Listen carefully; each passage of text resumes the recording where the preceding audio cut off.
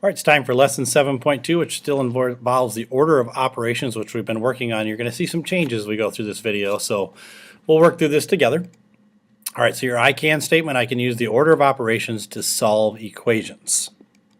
So let's take a look at just a brief review of order of operations. Please excuse my dear Aunt Sally. Remember, whenever we see parentheses or exponents, we must do that first, then multiplication and division, and then addition and subtraction. Okay, so here's where things get a little bit different this time. This time we don't have numbers that have parentheses around them. Okay, so I have 12 minus 3 times 2 equals n. So to solve the equation, which operation is done first? So I'm going to consult my order of operations again over here. Do I have any parentheses or exponents? No, I don't. Do I have any multiplication or division? Yes, I do. I have multiplication and division. That says that's the first thing I have to do in this problem because it's the first thing that shows up. Even though the 12 minus comes first, we do an addition and subtraction last. So I do multiplication first, okay? So when I do that, I end up with 12 minus 6, which equals 6. So in this case, n would equal 6. All right, let's take a look at this equation, okay? Now I have parentheses, plus multiplication, plus division. So let's kind of walk through this because there's a couple things that are going to happen as we go this, and there might be some notes that you want to jot down as we go through this, just so you remember some key things to do, because in a minute you're going to see two operations that are interchangeable, and it'll make more sense when you see it. So we're going to walk through this. The first thing I have to do is solve what's in parentheses, because that's the first thing that shows up. So I have to do 2 plus 4. So when I do that, I end up with 6 times 6 divided by 4. Now you'll see here I've got both multiplication and division in the exact same number sentence. So now what do I do? Well, what you're going to do with that is you're going to read it like a sentence, and you're going to do whatever comes at the beginning, and you're just going to go in order. Whenever the operations that are interchangeable, whether it be parentheses and exponents, multiplication and division, or addition and subtraction, if those two operations that are supposed to be done next appear in the same sentence, we just go in order. So in this case, I would do 6 times 6 before I divide by 4. So when I do that, I get 36 divided by 4, which equals 9. So in this case, n would equal 9. All right, let's look at one that's even a little bit more complex than other stuff, okay? So let's take a look at 12 times 48 divided by 4 plus 4. All right, well, I got a lot of things going on here. You'll notice I've got two different sets of parentheses here, these kind of square bracketed ones and the normal curved ones.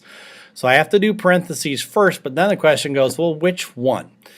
Well, the rule is we start with the smallest set and we work our way out. So in this case, the smallest set of parentheses is 4 plus 4, okay?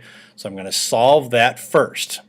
So I've got 12 times 48 divided by 8. Now you'll notice this is still in parentheses. And what this does is now, because multiplication and division would normally come in the same line, these parentheses tell me I have to do this second operation first. So when I do that, I get 12 times 6, because 48 divided by 8 is 6. So 12 times 6 equals 72. And n equals 72. So remember, when you are dealing with problems, and this is what some of the notes you might want to remind yourself of when you're dealing with problems that have the two steps of the order of operations that fall in the same area. In this case, multiplication and division, you do whichever one comes first in the sentence, in the number sentence here, okay? If you're dealing with a problem that has more than one set of parentheses, and you're going to see one with 3 here in just a minute, then you have to remember you start with the smallest parentheses first, and then you slowly work your way out to the bigger and bigger until you finally get through all the parentheses that are there, okay? So let's look at a couple examples with fractions, all right? So I have, according to order of operations, I've got 2 sets of parentheses, so those will be done before multiplication. So 1 minus 2/3, I bet a lot of you know that right in your head. That'd be 1/3 times 1/3, which ends up being 2/3, so n equals 2/3. Okay. So let's look at this one. Whoa, look at all those parentheses. That's a lot, right? So I've got parentheses way out here, and I've got another set, and I did use different shapes each time so you can see what goes together, okay? So the first thing I have to do is I'm going to start with that innermost set of parentheses. Which one would that be? Can you figure it out? That would be 2 divided by 2, which is right here, okay?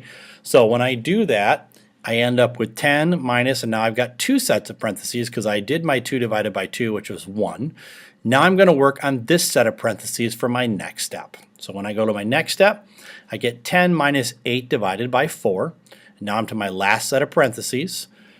When I do that, I get 10 minus 2, which equals 8, because 8 divided by 4 is 2. And n equals 8. Again, you'll notice I started with 3 sets of parentheses. I had to start with that innermost, then the next biggest, and then finally to the outside set of parentheses. Okay, here's when I want you to pause the video and try. So it's right here for you. 100 divided by 12 minus 7 times 2. You'll see I've got a couple different sets of parentheses. I'm going to go ahead and go through this problem now so you can come back and check your work when you're finished. Okay. So the first thing I notice is my 2 sets of parentheses, I'm going to do the inner set first. I've got 12 minus 7, okay? So I'm going to hit that one first. So when I do that, I end up with 100 divided by 5 times 2. Now I do my next set of parentheses. So 10, you get 100 divided by 10 because 5 times 2 is 10, which equals 10. So n equals 10. All right? Believe it or not, that's it for this lesson, okay? So solve the problems below using the order of operations. I threw some decimal numbers in there and some numbers with multiple parentheses. Make sure you're paying very careful attention to the order of operations here. And here's your guided question.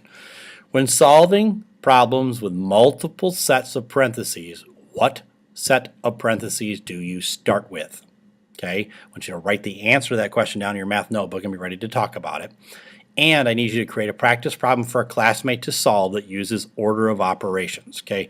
Do me a favor, before you just write a problem down, go through it after you've done it and make sure that it works out evenly, okay? I don't want weird remainders or anything like that. You're welcome to look back in this video and take a look at some ones that would work for you, all right? And we'll talk to you soon.